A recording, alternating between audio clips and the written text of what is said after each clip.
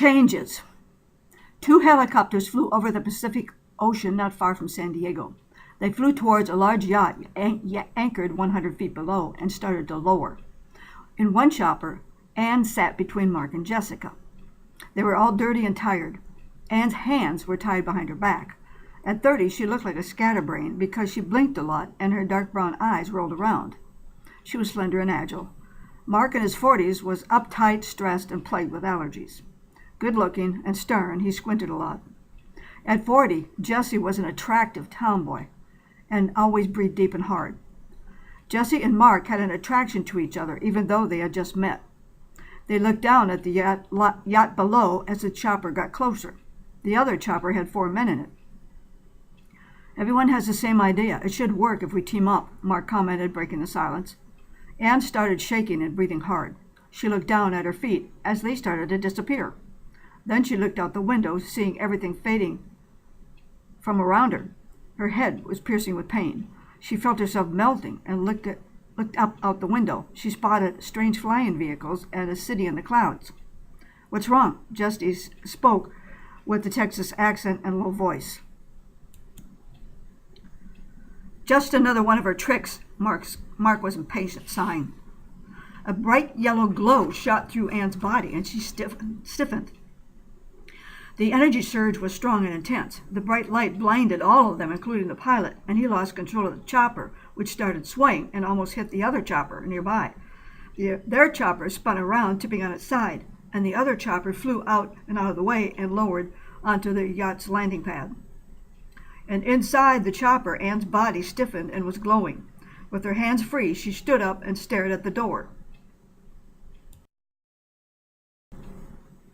With just her mind, the door opened for her. The energy light subsided in Anne, and she leaped over Jesse, out the door, and down into the ocean about 50 feet below. And stunned, Mark unbuckled his belt and stood up. He opened his door and jumped out. "Mark!" Jesse grabbed her mouth, gulping in shock. Anne plunged into the choppy waves not far from the yacht, and Mark hit the water hard. The first chopper lifted off the pad, so Jesse's chopper could land. 4 men ran along the starboard side and down the stairs to the stern deck and looked over the side. The other chopper landed. Jesse got out, ran down the stairs, and back to join the others. They all watched as Mark grabbed Anne and yanked her over to the yacht. A flotation device landed in the water near them. Anne and Mark used it and climbed up on board, and 2 crewmen helped them up. Bert, a small, stocky man and Mark's boss, was with 3 men from the United Nations. J.R. Kingston, the richest man in America, was Jesse's boss, walked out on the stern deck towards all of them. Breathing hard and exhausted, Mark and Anne choked and gagged, trying to catch their breath. Staring at Anne and totally pissed off, Mark stalked her. His glare was hot on her. "I've had it with you." He backed her around the deck towards the stern. He didn't care about anything else, and that everyone was watching him. He pointed at Anne. "I'm fed up with you, you little brat. I'm through. If you want to kill yourself, go right ahead. I'm not going to stop you or save you." His voice yelled. "Go ahead, jump." With her eyes rolling in surprise and worry, Anne backed away from him, and Mark kept at her. You don't care about anything but yourself. Selfish." "Mark." Jesse tried to get his attention, noticing everyone watching him. He pointed at Anne. "You're nothing but a spoiled, ingrate asshole. We could have gotten killed. We saved your life 3 times. And what do you do?" They all remembered Anne's attempts to kill herself. Jumping off a tall university building, trying to drown herself in Canyon Lake, and then jumping out of a helicopter. The United Nations sent Mark to get Anne out of the Austin, Texas State Hospital. And J.R. had sent Jessica to fetch Anne as well, but Anne escaped on her own, and they had to team up to find her. 4. Anne looked over at Jesse, remembering she revived her from a suicide attempt with sleeping pills while in a tub full of water. "What?" Mark perked up. 4 times. Anne was staring at Jesse, and Mark turned back to Anne. "We risk our life for you, and you keep trying to kill yourself." "Insane, insensitive, reckless. Mark." Jesse thought he was going overboard, and then Mark turned on Jesse. "I don't care. She's been nothing but a pain in the butt, a real degenerate, his fist and long jaw clenched. I oughta... And turning away, he looked down, not knowing what to do next. Ow! She's not worth shit. Then Mark looked up and saw Bert, J.R., and the 3 United Nations men of mixed nationalities. Everyone's eyes turned to Anne. It was all about her. Embarrassed with her head down, Anne gulped hard. And J.R. stepped forward. Anne, I'm J.R. Kingston. Welcome aboard my yacht.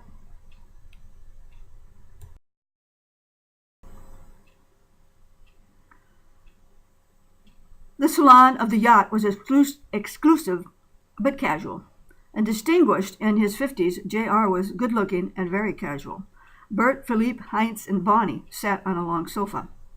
J.R. sat in his chair, watching Dr. Parsons, a small, thin man in his 60s, examine Anne, who was still wet.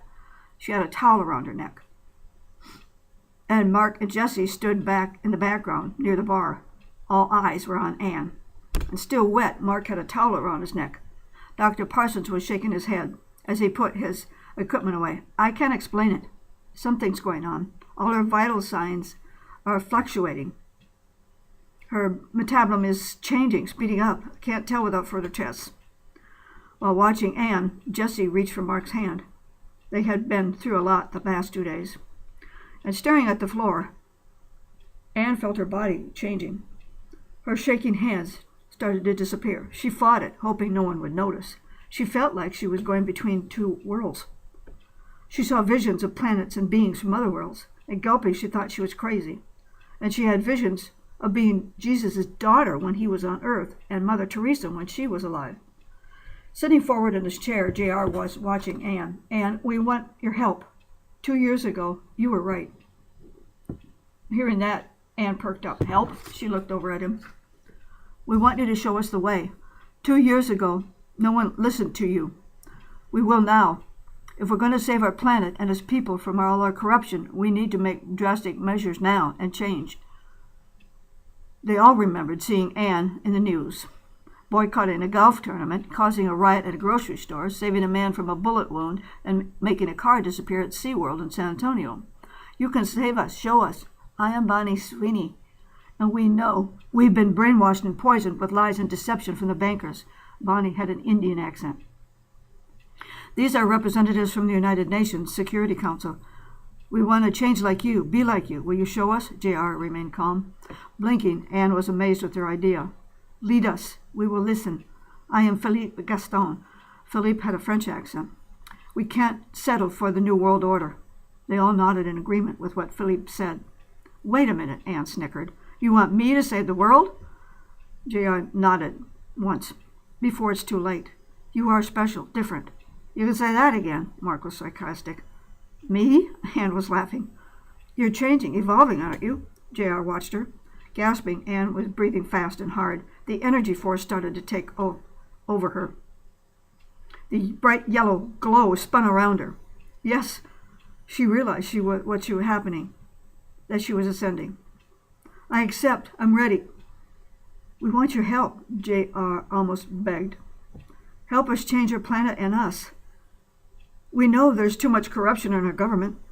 As Anne stood up, as the field grew larger and more intense. They all stood up, backing away from her in fear, and Anne's form changed with the silhouette of the human body. It was almost pure energy. Now it is clear. Anne looked up, feeling all her chakras were spinning and connecting. I understand. Her diaphragm and crown chakras were connected with a silver cord. Her heart and pineal gland chakras were connected with a gold cord. With her mouth open in awe, Jessie stared at her. What's it like? Strange and beautiful. I'm changing. No, ascending to a new reality, a new dimension. Holding her mouth, Jessica's eyes were wide in awe. Blinking and cocking her head, Mark didn't want to believe it. Oh, my God, he blurted out. We'll do anything. All our resources are behind you. I'm Heinz Kirsting. He had a German accent. Show us the way. Are you the only one? Bert wondered. I'm Bert, Mark's boss. Some have ascended. Anne's voice became deeper. There are no boundaries, no limitations. Will you help us, Anne? We need you, Bonnie pleaded. I will help you. but ascension must come from each of you from within. How can we reach your level? Bert inquired. You're so far above us. Yes, how? Jessie was intrigued. Anne shook her head slowly. Not above you. We are all one. Your spirit is within each of you. You must each search your spirit to realize your lives here are not real. Love is all you need. Nothing else matters. Seek forgiveness. Yes, we accept it, Philippe said. Be our teacher. He was in awe. We are all teachers and students. Love will show you the way. Anne turned to Jessie and Mark. Jessie, Mark, I ask your forgiveness for causing you so much pain and grief. You will be rid of me. An embarrassed Mark shook his head. It's all right. I'm the one who should apologize. I was wrong about you. And Mark put his arm around Jessie as she started to cry. Yes, we will change. She looked at her. Love each other and all things Gaia. And Anne's human form burst into a small, tiny, red energy force and lifted up out into space.